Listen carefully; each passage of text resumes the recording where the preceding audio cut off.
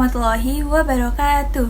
Perkenalkan, nama saya Haliza Zahra dari Prodi Teknologi Pendidikan Angkatan tahun 2021 dari Universitas Negeri Jakarta. Pada kali ini, saya akan memaparkan materi mengenai berbagai upaya peningkatan kualitas pendidikan yang dapat dilakukan untuk pendidikan di Indonesia. Sebelum masuk ke dalam pembahasan, mari kita menganalisa situasi kenyataan pendidikan di Indonesia sekarang ini. Menurut pandangan saya, terlihat cukup sangat miris, khususnya di Indonesia sendiri. Masih banyak siswa yang kurang memiliki kepribadian berbudi luhur yang baik, akibat dari kemajuan zaman di era globalisasi. Hal ini pun dapat menyebabkan kurang terbentuknya karakter dan pribadi terhadap siswa. Pendidikan sendiri dapat dideskripsikan sebagai aktiva untuk memajukan sebuah negara dalam perwujudan untuk mencerdaskan generasi bangsa, khususnya anak-anak di Indonesia. Di dalam pendidikan, sangat penting untuk melakukan pembentukan karakter, sebab sekarang ini sering maraknya terjadi degradasi moral. Contoh kasus-kasus degradasi moral yang dilakukan oleh seorang siswa diantaranya seperti penganiayaan yang dilakukan oleh seorang siswa terhadap orang-orang sekitar, misalnya kepada guru ataupun seorang teman. Kedua, melakukan pemerasan atau membuli seorang teman. Dan yang terakhir yaitu melakukan tindakan pencurian. Contoh kasus yang terjadi di atas ini dapat kita ketahui dapat menyebabkan kemerosotan keadaan degradasi moral pada diri seorang siswa. Untuk itu, pendidikan memiliki peran aktif dalam menciptakan pendidikan yang baik dalam membentuk karakter yang positif pada seorang anak. Kunci utama dalam pendidikan adalah terjadinya pembentukan karakter. Karakter ini sangat penting diterapkan dari sedini mungkin pada masa kelas awal di sekolah dasar. Mustadi menyatakan pentingnya penerapan karakter di usia sekolah awal, karena hal itu merupakan masa utama dari pembentukan diri dalam seorang siswa. Untuk mengatasi permasalahan di dalam dunia pendidikan, khususnya degradasi moral, yaitu melalui pendidikan karakter. Menurut pandangan saya, pendidikan berperan dalam menangani pembentukan kepribadian pada diri seorang anak.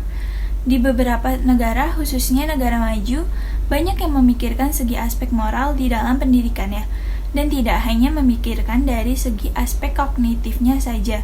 Dengan menerapkan pendidikan berkarakter pada siswa, hal itu dapat terhindar dari ancaman degradasi moral, sebab siswa dididik bukan hanya untuk berpikir menggunakan akal saja, tetapi di dalam sebuah pendidikan, siswa juga harus diajarkan pendidikan moral agar menjadi pribadi yang memiliki karakter. Agar permasalahan degradasi moral dapat teratasi, ada hal yang dapat dijalankan, yaitu dengan menerapkan pembentukan karakter kepada siswa dengan benar. Berikut ini beberapa cara supaya anak mendalami dan menerapkan nilai-nilai yang berhubungan dengan aspek-aspek kemanusiaan. Di antaranya seperti pertama, aspek bertakwa terhadap Tuhan dan aspek berhubungan antara sesama manusia dengan lingkungan yang diwujudkannya berdasarkan norma-norma yang berlaku di kehidupan. Penguatan karakter tidak hanya dilakukan kepada siswa saja, tetapi tenaga pendidik atau seorang guru harus juga dapat dibekali penguatan karakter yang baik, agar dapat membentuk kepribadian guru yang memiliki nilai moral dan juga berperilaku baik. Sebab, guru merupakan seseorang yang seringkali menjadi teladan ataupun contoh yang baik kepada siswanya maupun pada lingkungan sekitarnya. Menurut pemikiran saya, pendidikan sangat berperan dalam membangun peradaban hidup manusia.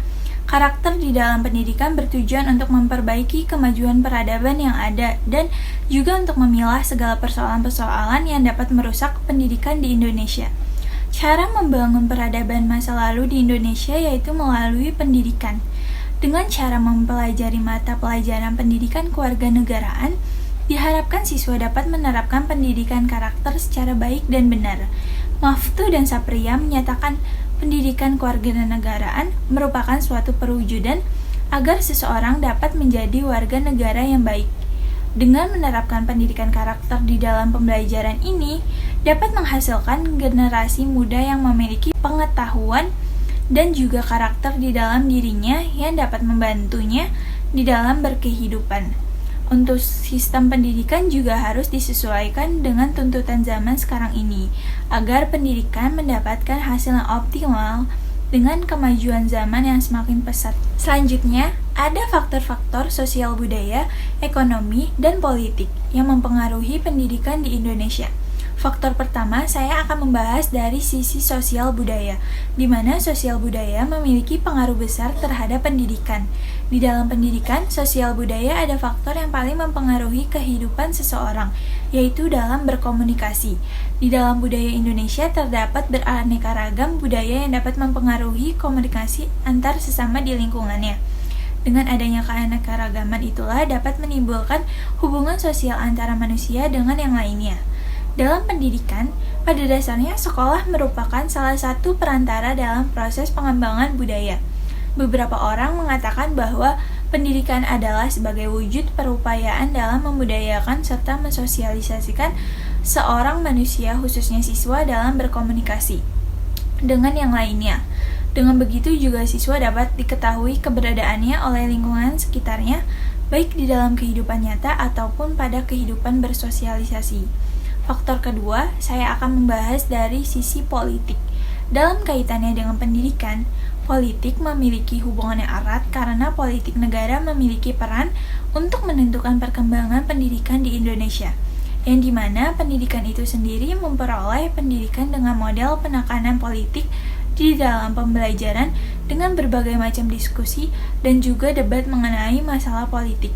Hal ini dapat menjadi doktrin di dalam sebuah pendidikan. Dengan siswa mendapatkan sebuah pendidikan secara tidak langsung, sudah mendukung sebuah tujuan khusus negara yang berkaitan dengan politik. Paulo Freire pernah menyatakan arah pembinaan dan pembentukan pendidikan ditentukan dari kebijakan politik itu sendiri. Dari pandangan saya, melihat realitas pada pendidikan, khususnya di dalam bidang politik, bahwasannya masih terlihat kurang bebas ataupun merdeka. Hal ini dikarenakan kemampuan pemerintah masih kurang terlihat dalam menangani bidang pendidikan, khususnya pada pemerataan pendidikan itu sendiri. Faktor yang terakhir yaitu saya akan membahas dari sisi ekonomi. Keterkaitan ekonomi dalam pendidikan yaitu sebagai perwujudan untuk membina ekonomi kreativitas siswanya. Untuk melakukan pendidikan ekonomi perlu dilakukan transfer pengetahuan kepada seorang siswa yang bertujuan sebagai suatu bentuk pengetahuan baik dalam pembelajaran formal ataupun informal.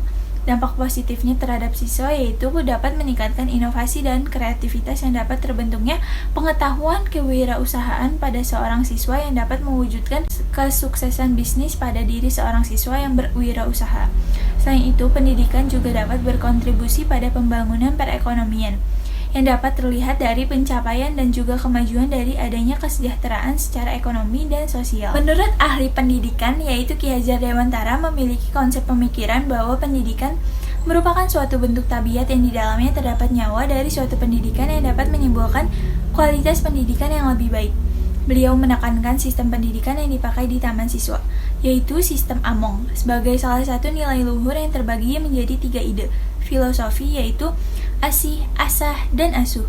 Mutaifin dan Jinan menyatakan terdapat hal-hal di dalam pendidikan menurut Ki Hajar Dewantara yang diajarkan kepada seorang anak, yaitu mengajarkan anak untuk berperilaku sopan dan santun dalam berduduk, berbicara lemah lembut, dan hormat kepada orang tua yang lebih tua, serta membantu orang jika sedang kesusahan atau membutuhkan bantuan.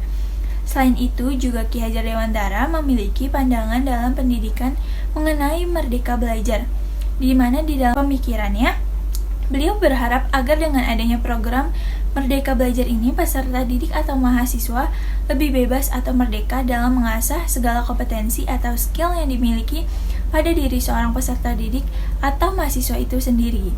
Selain itu juga ada konsep pemikiran dari ahli pendidikan yaitu Muhammad Syafi'i yang masih up to date dengan pendidikan sekarang, yaitu mengenai menyelaraskan hati, otak, dan tangan manusia.